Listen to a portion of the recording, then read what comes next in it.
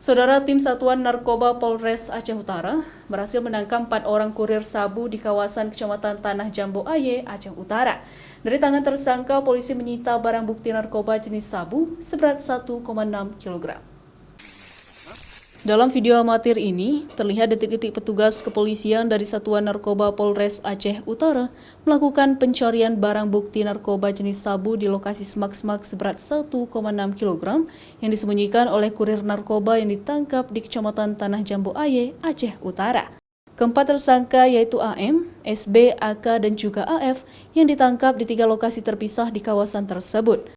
Menurut pengakuan tersangka, barang haram tersebut diperoleh dari bandar sabu berinisial AS yang merupakan DPO kepolisian dan kemudian hendak diedarkan ke kawasan Kecamatan Baktia, Aceh Utara.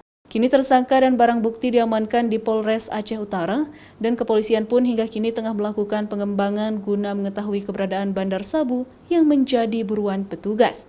Jadi mereka hanya mendapatkan keuntungan dari kurir per kegiatan. Dari 4 ini mereka silih berganti menjadi kurir dalam mengantar barang haram ini ke konsumen yang sudah diarahkan oleh orang lain.